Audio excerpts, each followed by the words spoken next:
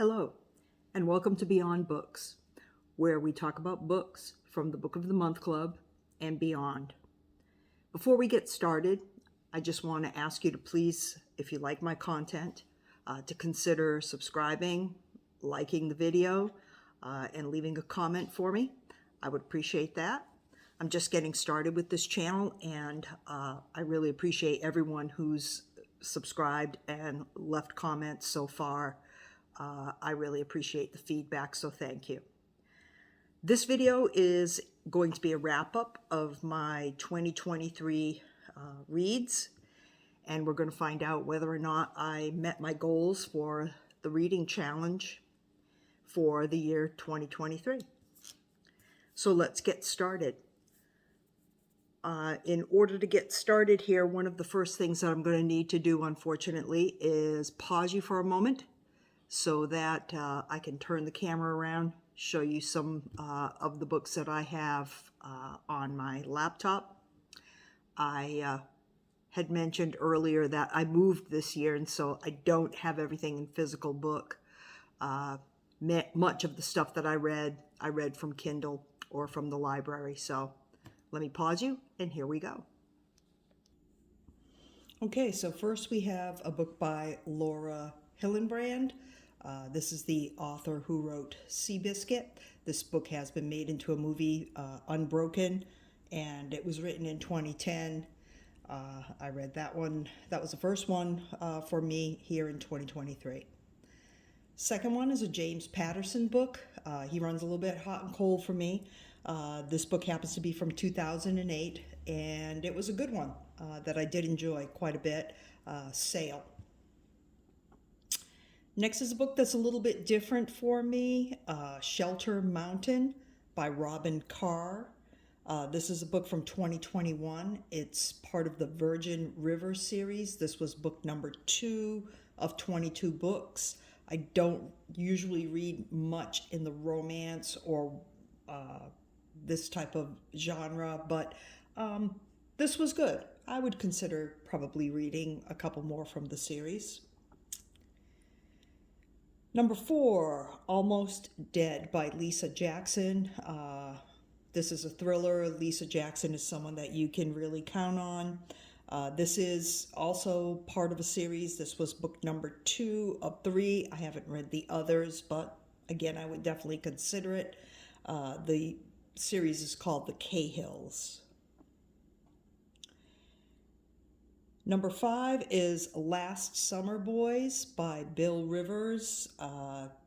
This is a book from 2022. I got this, I believe, as a free Kindle, and it's a good story.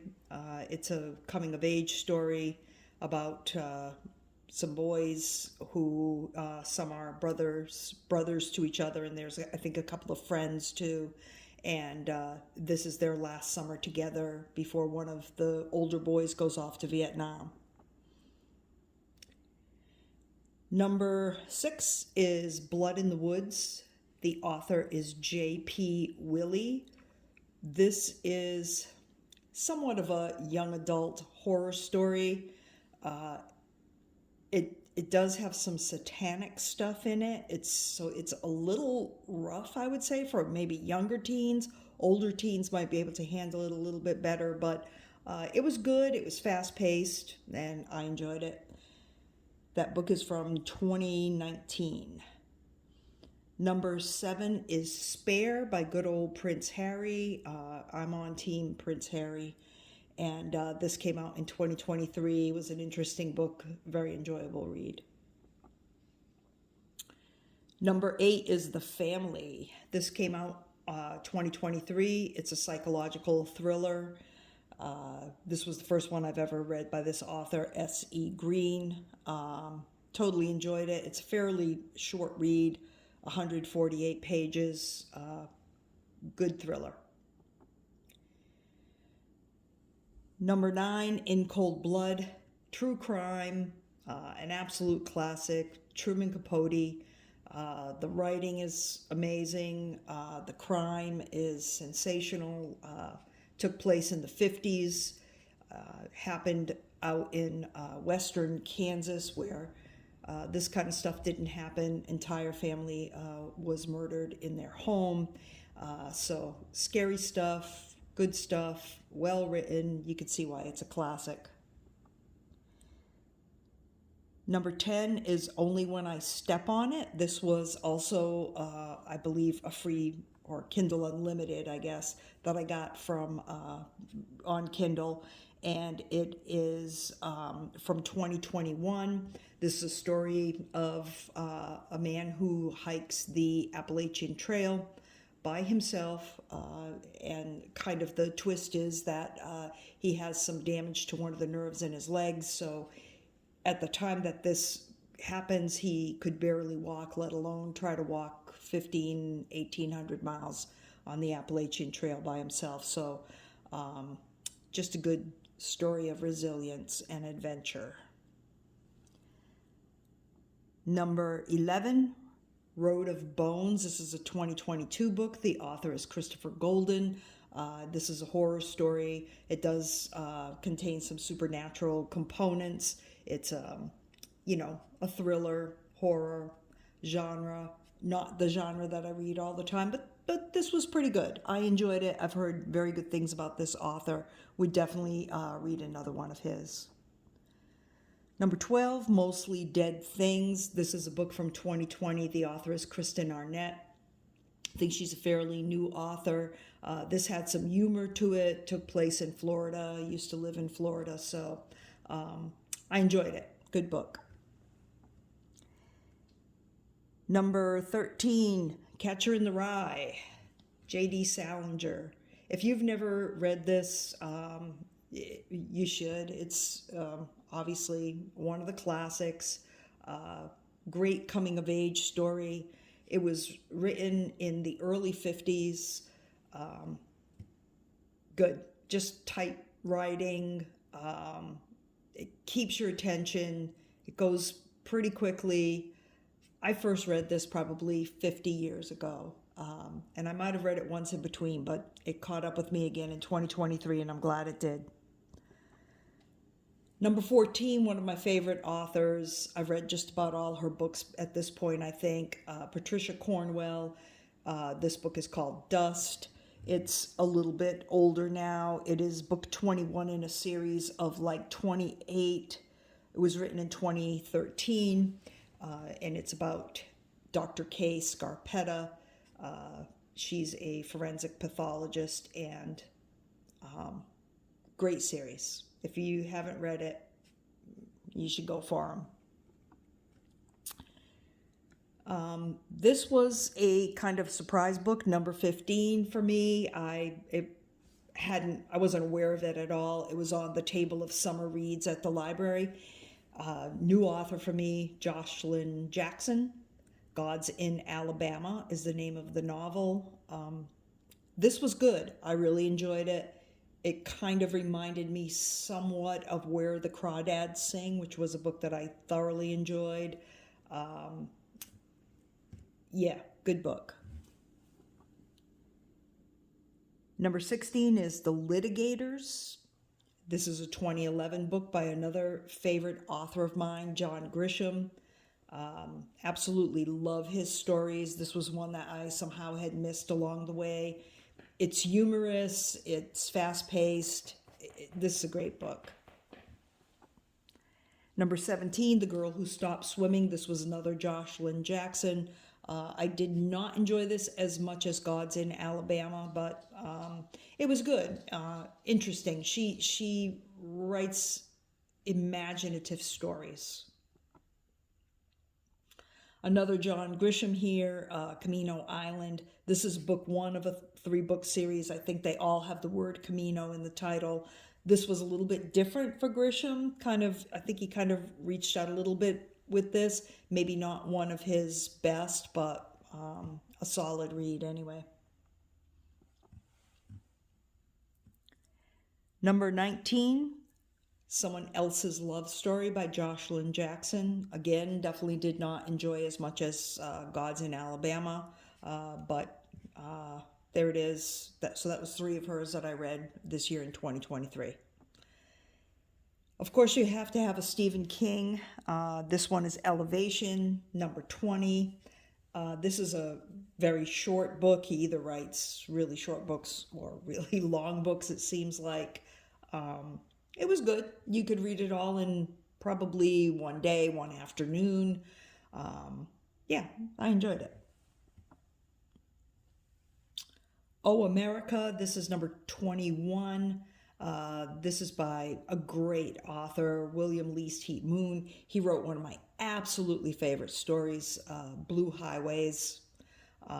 This was also a very good book.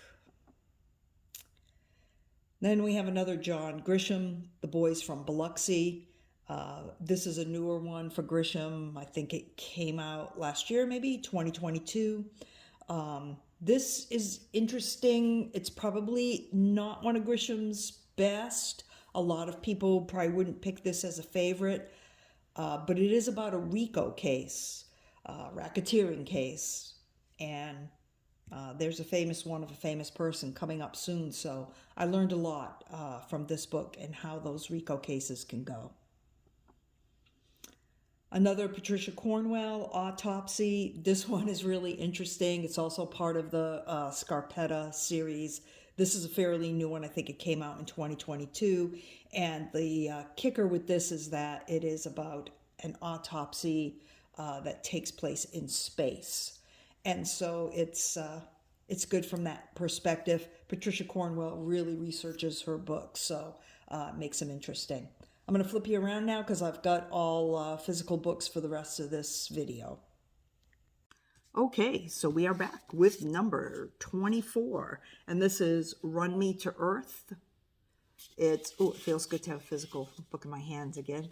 And this is by Paul Yoon, new author to me. I had never heard of him before. Excellent writing. That was an enjoyable book. I learned a lot from that book as well. Number 25, The Deserter. It's been a long time since I read a Nelson DeMille book. This one was written with his son, Alex DeMille. Good story.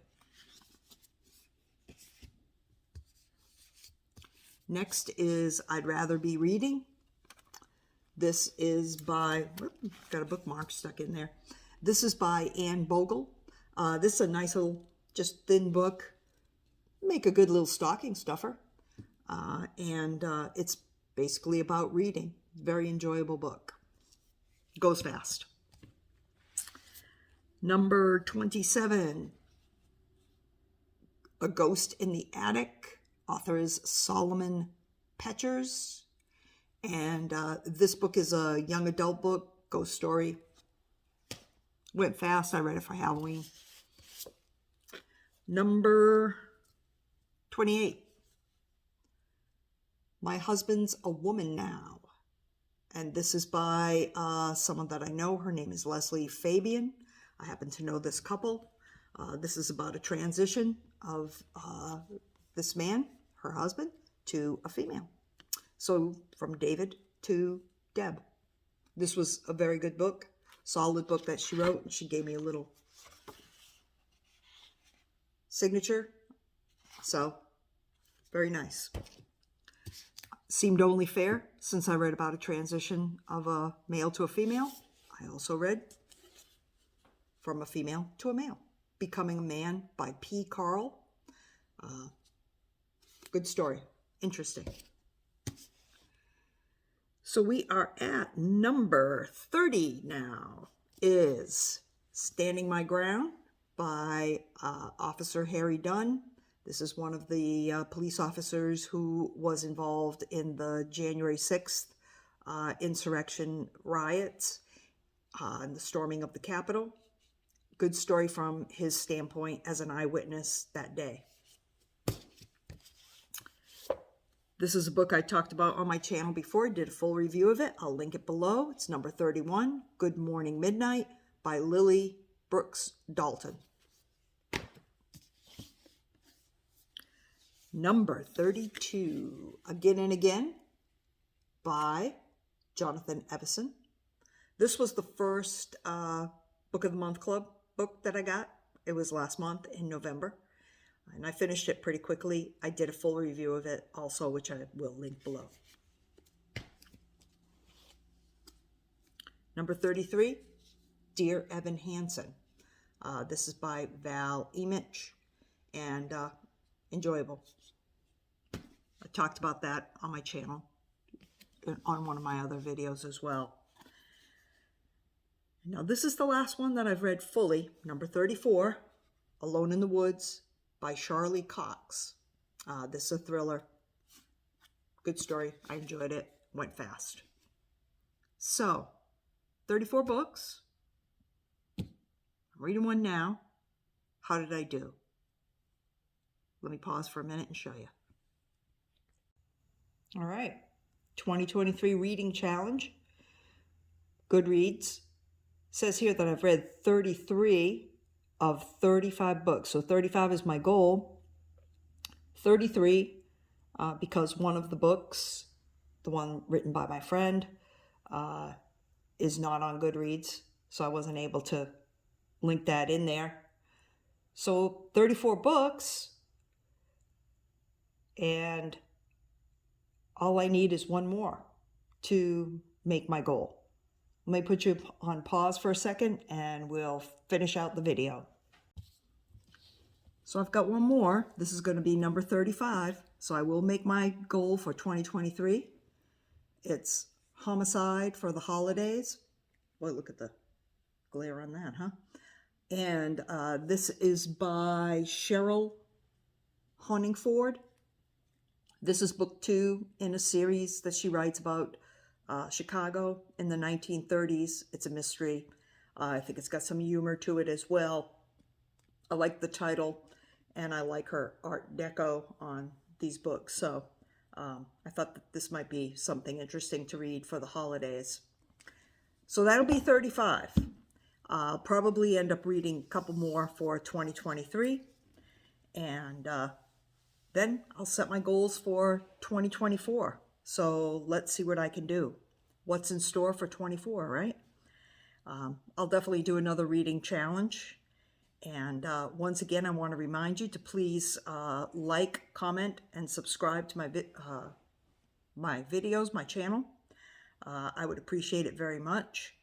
And I want to thank you all sincerely for watching. Have a great day.